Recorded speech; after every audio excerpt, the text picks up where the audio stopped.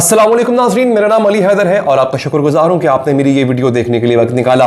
5 ऐसे नतीजे जो रूस और यूक्रेन की जंग के निकल सकते हैं। ये बड़ी इंपॉर्टेंट इंफॉर्मेशन है नाज़रीन, क्योंकि जो नताइज निकलेंगे वो इन 5 के अलावा कोई और नहीं हो सकते। ये 5 नताइज जो निकलेंगे इस जंग के, या इनमें से कोई एक या इनमें से कोई 2, वो पूरी दुनिया पर असर डालेंगे। तो नाज़रीन, आज की वीडियो में वो तमाम तर तफसीलात, बड़ी टेक्निकल तफसीलात हैं जो मैं आपको बताने जा रहा हूं, मगर बड़े आसान अल्फाज में, ताकि आपको समझ आ जाए। मेहनत बहुत लगती है ऐसी वीडियोस बनाने में, हमारा हौसला बढ़ता है अगर आप वीडियो को लाइक कर दिया करें।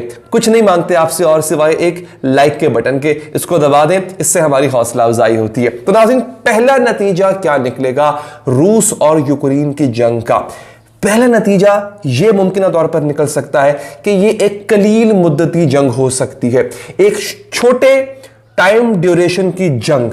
ये कौन कह रहा है? ये मैं नहीं कह रहा, मैं कोई जंगी मुबस्सिर नहीं हूं। मैं यहां पर बीबीसी की रिपोर्ट का हवाला दे रहा हूं आपको, और जो बड़ी इंटरनेशनल यूनिवर्सिटीज के बड़े बड़े मुबस्सिरीन हैं, उन्होंने जो 5 नताइज, मुमकिन नताइज निकाले हैं, वो आपके सामने कोट करने जा रहा हूं। जूं का तुम, जैसा कि उन्होंने लिखा वैसे का वैसा मैं कोट करने जा रहा हूं। पहला मुमकिन मंजरनामा यह हो सकता है कि रूस अपनी फौजी कार्रवाइयों में करता है इजाफा, यूक्रेन भी अंधाधुंध गोलीबारी और रॉकेट हमले से जवाब देता है।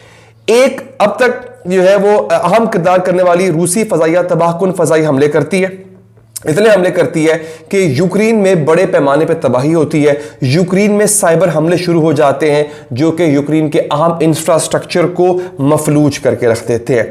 बिजली खत्म हो जाती है पूरे मुल्क से, यूक्रेन की बात कर रहा हूं। मवासलात का निज़ाम, ट्रांसपोर्ट का निज़ाम, कम्युनिकेशन का निज़ाम खत्म हो जाता है। हजारों यूक्रेनी शहरी भी मारे जाते हैं।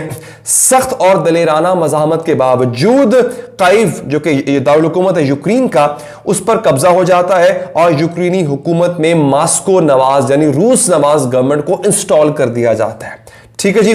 जो सदर है यूक्रेन के ज़ेलेंस्की, या तो वो भाग जाते हैं मुल्क छोड़ के, या उनको कत्ल कर दिया जाता है। मुल्क से फरार होने के बाद जो है वहां पे एक नई हुकूमत कायम होती है। सदर पुतिन फतह का ऐलान करते हैं, फौज कुछ यूक्रेन में रहने देते हैं, कुछ निकाल लेते हैं, और वहां पे फौज के जरिए जो कठपुतली हुकूमत है उसको चलाते हैं।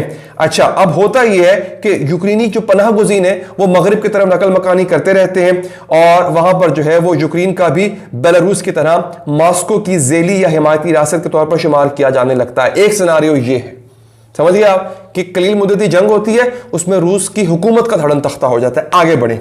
अब अगर तवील जंग होती है तो क्या होता है? तवील जंग ये हो सकती है कि इसका इम्कान ज्यादा है कि ये रूसी फौजें जो है वो पस्त हो जाए, कम हौसले, नाकिस लॉजिस्टिक्स और नाहल क़यादत इनकी राह में रुकावट बन सकती है। क्यों, बताता हूं आपको। वो लिखते हैं कि हो सकता है कि रूसी अफवाज को काइव जैसे शहरों को महफूज बनाने में ज्यादा वक्त लगे, क्योंकि इसके मुहाफिज शहरी फौज से गुरीला जंग शुरू कर दें या लड़ाई गलियों में शुरू हो जाए। जब किसी भी मुल्क की फौज पसपा होने लगती है तो वो लड़ाई को बॉर्डर से निकाल कर, क्योंकि बॉर्डर पे जंग लड़ना मुश्किल होती है, शहर की गलियों में ले आती है। तो जो फौज होती है उस जगह की, वो तो अपने शहर की गलियों को जानती है, हमला आवर फौज को शहर की गलियों का पता नहीं होता, रस्तों का पता नहीं होता, तो फिर गुरीला जंग शुरू हो जाती है। यही काम तालिबान ने किया था अमेरिका के साथ, इसलिए अमेरिका को 20 साल लगे अफगानिस्तान में, उसके बावजूद भी वो जंग हार के वापस गया। ऐसी सूरत में ये कहते हैं कि शहर का तवील मुहासरा रहता है। अच्छा, 1990 की दहाई में चेचनिया के दारुल हुकूमत पर भी कब्जे करने की कोशिश की गई थी रूस की जानिब से, और इसको बड़े पैमाने पर तबाह किया था रूस ने, मगर फिर उसके बावजूद रूस को सख्त मज़ाहमत का सामना करना पड़ा था, क्योंकि चेचन गोरिल्ला वॉरियर्स जो थे वो लड़ाई को चेचनिया की गलियों में लेकर आ गए थे। ठीक है जी। अगला सिनारियो क्या हो सकता है नाज़रीन? अगला सिनारियो हो सकता है कि यह जंग एक यूरोपीय जंग में तब्दील हो जाए। जी नाज़रीन, मुबस्सिरीन ये कहते हैं कि यूक्रेन की सरहदों से यह जंग बाहर निकलेगी, और ये फिर सदर पुतिन जो है वो साबिक सोवियत जमहूरिया मोल्डोवा और जॉर्जिया में फौज भेजकर रूस की साबिका सल्तनत के मजीद हिस्सों को दोबारा हासिल करने की कोशिश कर सकते हैं, जो कि नेटो का हिस्सा नहीं है। अभी भी ऐसे ममालिक हैं जो नेटो का हिस्सा नहीं है। रूसी सदर पुतिन सोवियत यूनियन के इराक को, उस दौर को वापस लाने के लिए बाकी यूरोप के एरिया में ये जंग फैला सकते हैं, या सिर्फ गलत अंदाजों के बायस जंग की शिद्दत में मजीद इजाफा हो सकता है। सदर पुतिन यूक्रेन की अफवाज को मगरबी ममालिक की जानिब से हथियारों की फराहमी के अमल को जारहियत करार दे सकते हैं, और इसके नतीजे में जवाबी कार्रवाई कर सकते हैं, यानी फिर पूरा यूरोप जो है इसमें आ सकता है। चौथा हल कि इस जंग का सिफारती हल मुमकिन है? क्या सिफारती तौर पर जंग को रोका जा सकता है? आइए आपको बताते हैं। अक़वाम मुत्तहिदा की जनरल सेक्रेटरी का कहना है कि इस वक्त तो बंदूकें बोल रही हैं, मगर बातचीत का रास्ता हमेशा खुला है और बातचीत जारी भी है। फ्रांसीसी सदर ने सदर पुतिन पर को फ़ोन किया, उनसे फ़ोन पे बात की और सफारतकारों का कहना है कि मास्को में बातचीत के लिए इशारे दिए जा रहे हैं। अब यहाँ बात यह है कि इस वक्त जो है वो रूस भी तैयार है कि अगर मुज़ाकरात से मामला हल होता है तो मुज़ाकरात से मामला हल हो जाना चाहिए। चीन मदाखलत करता है और मॉस्को पर दबाव डालता है कि वो समझौता करे, वरना वो रूसी तेल और गैस नहीं खरीदेगा। पुतिन जो है वो मसला हल करने की कोशिश करते हैं।